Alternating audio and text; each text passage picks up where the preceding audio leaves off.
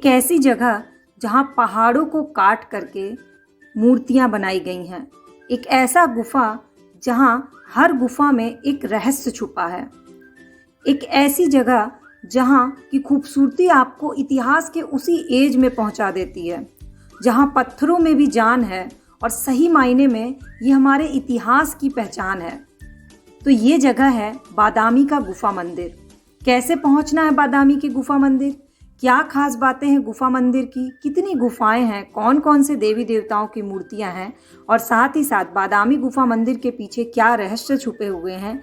ये सारी बातें हेलो नमस्ते माई करछी से कलम तक फैमिली। मैं हूँ रचना और अभी मैं हूँ कर्नाटक के बादामी डिस्ट्रिक्ट में, क्योंकि आज जा रहे हैं, आज की ट्रैवल ब्लॉग है बादामी, ऐहोले और पडक्कल की। बादामी का गुफा और बहुत सारी इंटरेस्टिंग जगह आपको दिखाएंगे और साथ ही साथ वहाँ की कहानियाँ, वहाँ से जुड़े इंटरेस्टिंग फैक्ट्स, सारी चीज़ें देखेंगे। तो चलिए शुरू करते हैं आज की ट्रैवल ब्लॉग।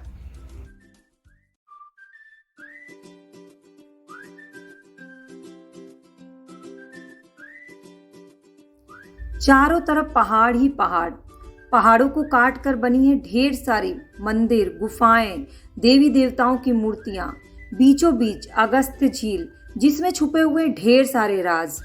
और ये सारी खूबसूरती देखने को मिलती है कर्नाटक के बागलकोट जिले के एक खूबसूरत से शहर में जिसका नाम है बादामी। तो बादामी गुफा घूमने से पहले हमें पहुंचना होगा कर्नाटक के बादामी जगह पे। तो पहुंचना कैसे है, सबसे पहले मैं आपको ये बता देती हूँ।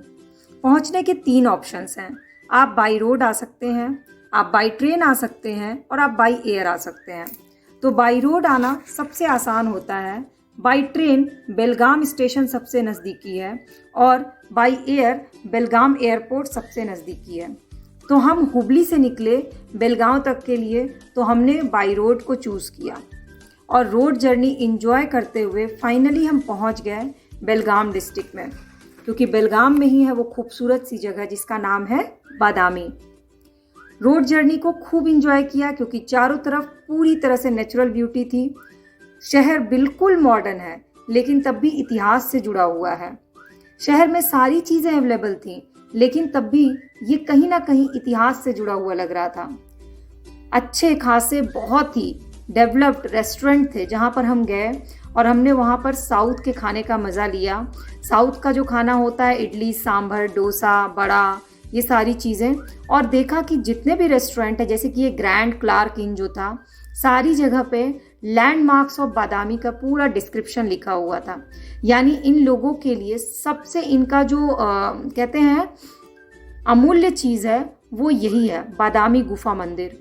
और इन तस्वीरों को देखने के बाद हमारी वो एक्साइटमेंट और ज़्यादा बढ़ गई इस बादामी गुफा मंदिर को देखने के लिए, क्योंकि इसके सारे रहस्य, सारी चीज़ों को देखने का जो जज्बा था ना, वो हम अपने आप को रोक ही नहीं पाए। तो फटाफट से हमने खाया पिया और निकल गए होटल से बाहर बादामी गुफा मंदिर को देखने। तो चलिए आपको लेके चलती हूँ बादामी गुफा मंदिर।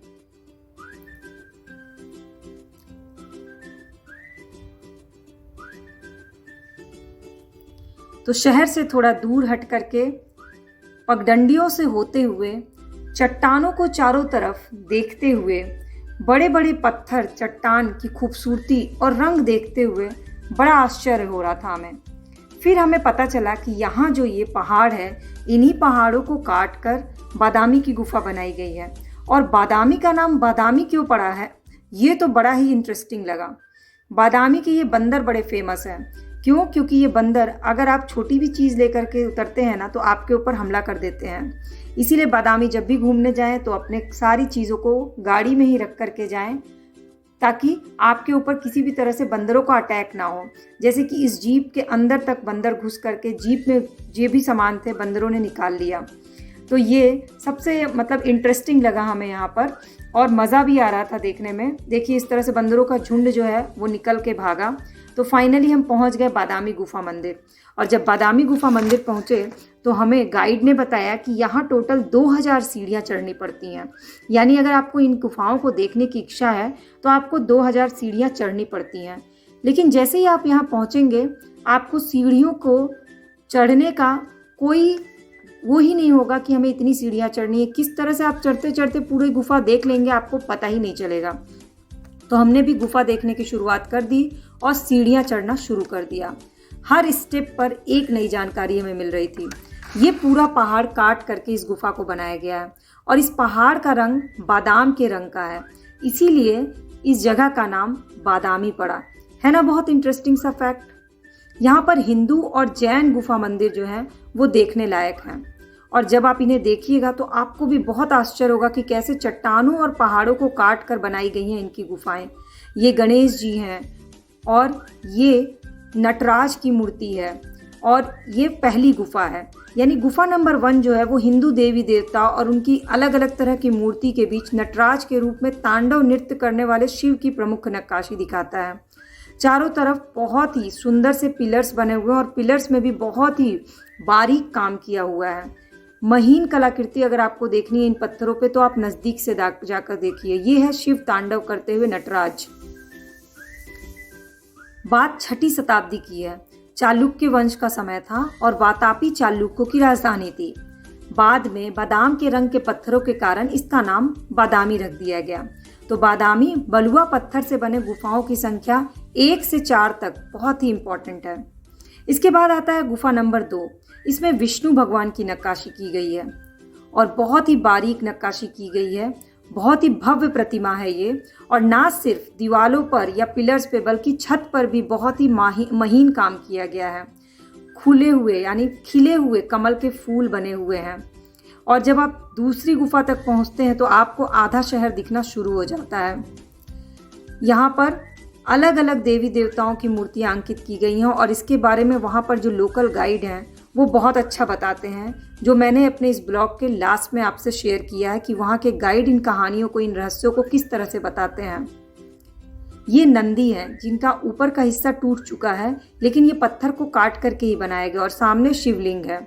इन गुफाओं में हर जगह शिवलिंग और नंदी आपको दिख जाएंगे। ये उसी समय के स्थापित किए हुए शिवलिंग और नंदी हैं। और छत पर जो नक्काशी है यानी ऊपर की छत पर जो नक्काशी है, पिलर्स पे जो नक्काशी, वो इतनी महीन है कि लगता है किसी सांचे से नक्काशी की गई है, जबकि ऐसा नहीं है।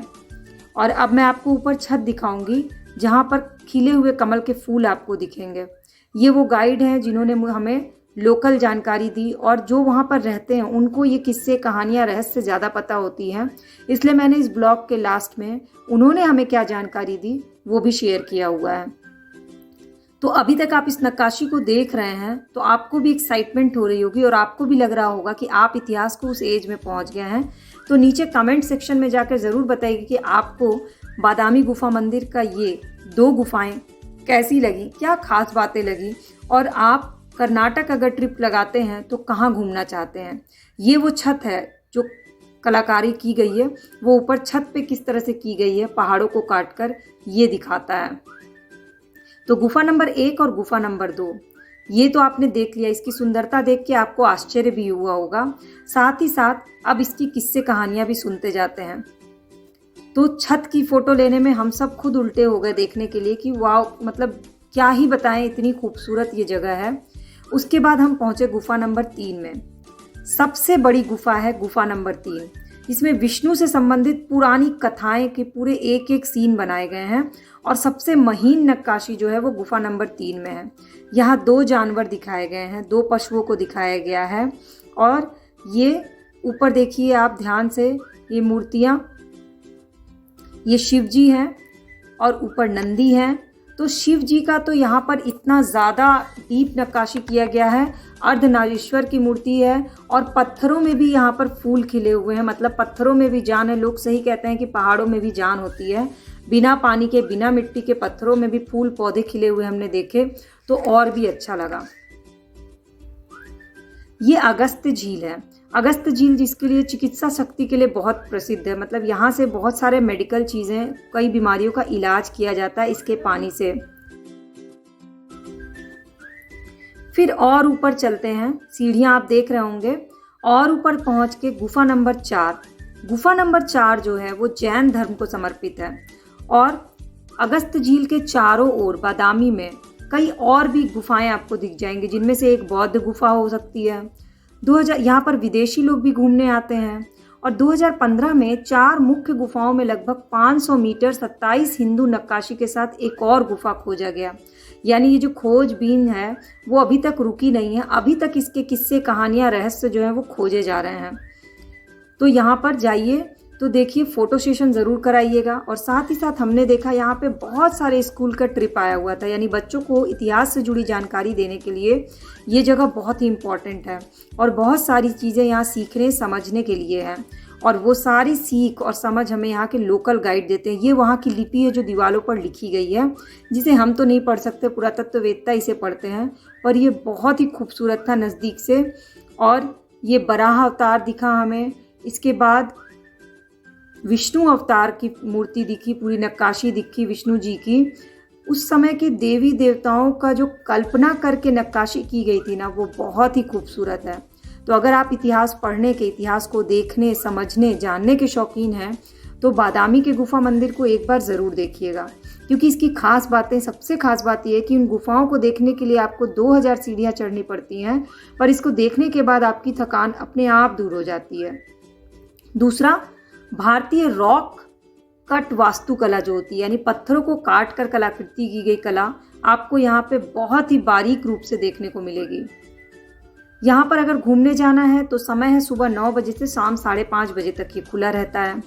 सबसे बेस्ट समय होता है साल का अक्टूबर से मार्च तक का महीना, क्योंकि मौसम बहुत अच्छा होता है। और यहाँ पे जाने के लिए पैसे कितने लगेंगे टिकट के, तो 25 रुपये में आप इतनी खूबसूरत सी जगह देख सकते हैं। और जो फॉरेनर्स हैं उन्हें 100 रुपीज़ का टिकट लगता है। और 15 साल से छोटे बच्चों के लिए यहाँ का विजिट बिल्कुल फ्री है। इसीलिए स्कूल ट्रिप यहाँ पर ज़रूर लगवाया जाता है, ताकि बच्चों को इतिहास को देखने, समझने का मौका मिले। क्योंकि किताबों पढ़ने से ज़्यादा अच्छा होता है कि जब हम उन्हें सामने से देखते हैं तो चीज़ों को ज़्यादा बेहतर समझ पाते हैं। और अगर आप बादामी का गुफा मंदिर देखने जा रहे हैं तो साथ में भूतनाथ मंदिर, वन शंकरी मंदिर ज़रूर जाइएगा, क्योंकि वो जगह आपको और ज़्यादा आकर्षित करेगी। और आपका ये ट्रिप आपका पैसा वसूल ट्रिप होगा, चाहे आप बाई एयर आएँ, बाई ट्रेन आएँ या बाई रोड आएँ। तो अभी तक मैंने आपके सारे सवालों का जवाब दे दिया कि बादामी का गुफा मंदिर कहाँ है। बादामी गुफा के लिए आप सभी को मेरा हार्दिक स्वागत बोलकर यहाँ पर डायनास्टी का बादामी चालुक्य बोलकर आते हैं। ये चालुक्य इतिहास के बारे में आपके सामने पेश करते हो। ये गांव का नाम बादामी बोलकर क्यों आया, बादामी चालुक्य कितने से मैं थोड़ा हिन्नले बताती हूँ। ये गाँव का नाम प्राचीन है, पुराना नाम वातापीपुरा बोलकर नाम क्यों है, तो वातापीर वाला बोलकर 2 बाही लोग राक्षस लोग वास हो गए थे। वो लोगों को बहुत तकलीफ देते थे। अगस्त वर्ष आकर उनको भस्म करने के बाद में ये गांव का नाम वातापीपुरा बोलकर प्राचीन नाम होता है, पुराना नाम। यह एक दंत कहानी से पता लगा है। अभी बादामी बोलकर क्यों बुलाते बोलकर आप क्वेश्चन आता पूछ सकते हो। जहाँ पर भी देखिए, जिस तरफ भी देखिए, ये पहाड़ का कलर आलमंड कलर है। आलमंड को कन्नड़ यानी हिंदी में हम बादाम कहते हैं। सिर्फ पहाड़ का कलर रहने से ये गांव का नाम बादामी कहते हैं। समझ गए? यहाँ पर बादामी फल पिकता नहीं, कोई भी देकर नहीं बेचता है। डायनास्टी का बादामी चालुक्य बोल कर आते हैं। ये 6th सेंचुरी से 8th सेंचुरी 200 साल तक राज्यभार करके ऐसा लौटने गए। हमको देखने हमारे आगे गुजरात को देखने के लिए सुंदर होकर कलाकृति निर्माण करके गया। बादामी चालुक्य 6th सेंचुरी में फर्स्ट आईवली बोलकर आता है। यहाँ से 35 किलोमीटर दूर पर है। वहाँ पर आके 100 से ज़्यादा देवालय निर्माण करके 2 केव टेम्पल निर्माण करके यशस्वी के बाद में बादामी का अपना कैपिटल सिटी बना लेकर यहाँ पर 4 केव टेम्पल निर्माण किया है। 4 केव टेम्पल है। 4 केव